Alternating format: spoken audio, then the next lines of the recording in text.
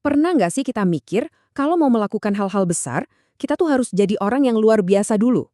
Nah, kali ini kita akan coba bongkar pemikiran itu. Kita akan lihat bareng-bareng gimana kekuatan sejati itu seringkali justru tersembunyi di tempat yang paling nggak kita sangka. Yes, di dalam diri kita, orang-orang biasa. Oke, sekarang coba kita pikirin sejenak. Kalau Anda dengar kata luar biasa atau hebat, siapa sih yang langsung muncul di kepala Anda? Kriteria apa sih yang biasanya kita pakai buat nilai seseorang itu mampu mencapai hal-hal besar? Biasanya jawaban kita langsung ke sini, ya kan? Kita mikir, oh itu pasti orang yang paling pintar di ruangan. Atau orang yang sumber dayanya ndak ada habisnya. Atau bisa juga mereka yang emang dari lahir udah dikasih bakat alami yang wow banget. Inilah gambaran umum yang sering kita pegang. Tapi, disinilah bagian menariknya. Kalau kita berani lihat lebih dekat, entah itu di buku sejarah atau bahkan di kehidupan kita sehari-hari, ceritanya tuh seringkali beda banget. Kisah-kisah sukses terbesar itu justru jarang banget dimulai dari sebuah keistimewaan. Ini ngebawa kita ke pertanyaan yang lebih dalam lagi nih. Kalau masalahnya bukan karena kurang bakat atau kurang sumber daya, terus apa dong yang sebenarnya jadi penghalang terbesar kita? Kenapa begitu banyak dari kita yang berhenti bahkan sebelum sampai di tujuan? Nah, ini dia inti masalahnya yang sering banget kita lewatin. Kegagalan itu seringkali bukan cerminan dari ketidakmampuan, bukan karena kita nggak bisa, tapi karena kita milih buat berhenti. Jadi poin pentingnya itu adalah menyerah di tengah jalan, bukan kurangnya potensi di awal. Oke, jadi kalau berhenti itu masalahnya, berarti solusinya ya kebalikannya dong. Ada sebuah rahasia yang sering kita lupakan, sebuah kekuatan tersembunyi yang bikin orang biasa bisa mencapai hal yang tadinya kelihatan mustahil. Yuk kita bedah bareng-bareng. Sebelum kita ungkap rahasianya, kita perlu pahami dulu nih, kalau ini adalah sebuah prinsip yang fundamental. Sebuah kebenaran yang kalau kita pegang erat-erat bisa mengubah cara kita memandang setiap tantangan di depan mata. Dan inilah dia, keuletan. Simpel banget kan? Bukan kejeniusan, bukan kekayaan, tapi kemampuan untuk terus maju, untuk nggak nyerah. Inilah senjatanya orang biasa buat jadi pelaku sejarah. Kemampuan bertahan, itu superpower kita yang sesungguhnya. Tentu saja, ini kedengarannya bagus ya di teori. Tapi, gimana cara kerjanya di dunia nyata? Beneran bisa? Nah, sekarang kita coba lihat beberapa bukti konkret dan sebuah analogi yang kuat banget untuk memahami gimana keuletan itu bekerja. Salah satu bukti terkuat itu datang dari kisah-kisah yang membentuk peradaban kita. Polanya tuh jelas banget.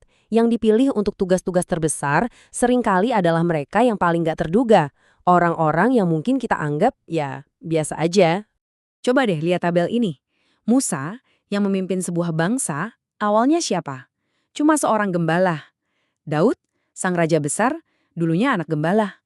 Para murid Yesus yang menyebarkan sebuah pesan ke seluruh dunia, sebagian besar dari mereka cuma nelayan. Mereka bukan para elit, mereka itu pekerja biasa. Jadi pelajarannya apa? Yang dicari itu ternyata bukan status atau kehebatan di awal, tapi kesetiaan pada proses. Kemauan untuk bertahan, untuk tetap melakukan tugas sekecil apapun setiap hari. Nah, itulah yang membedakan mereka. Oke, kita udah lihat buktinya dari sejarah. Tapi gimana ini bekerja secara mekanis gitu? Bagaimana sesuatu yang kedengarannya biasa banget kayak terus mencoba bisa menghasilkan dampak yang luar biasa? Analogi ini dengan brilian banget ngegambarin prosesnya. Coba bayangkan setetes air. Kalau cuma sendirian, ya dia nggak berdaya. Tapi dengan konsistensi, tetes demi tetes, dia bisa melakukan sesuatu yang kelihatan mustahil, melubangi batu yang keras. Yang luar biasa dari perbandingan ini tuh kontrasnya. Di satu sisi ada air, lembut, sederhana, kelihatannya lemah.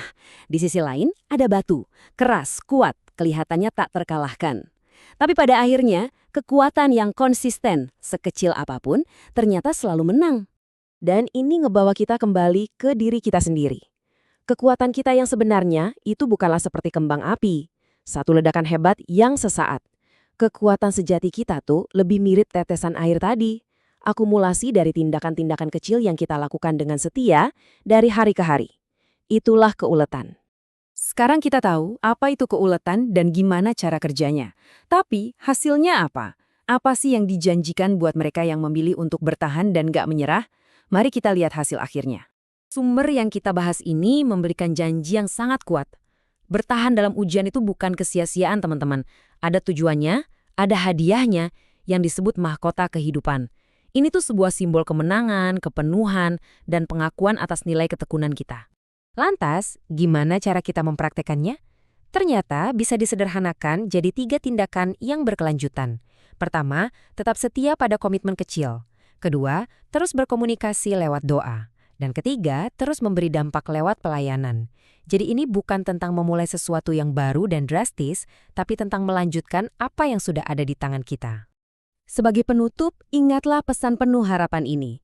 Mungkin Anda merasa biasa saja, mungkin Anda merasa tidak memiliki apa yang dibutuhkan.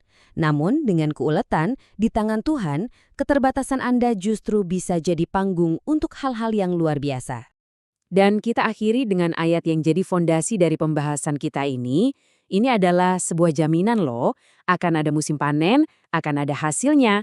Syaratnya cuma satu, jangan berhenti. Jadi pertanyaannya sekarang bukan lagi apakah saya mampu, melainkan apakah saya bersedia untuk terus melangkah.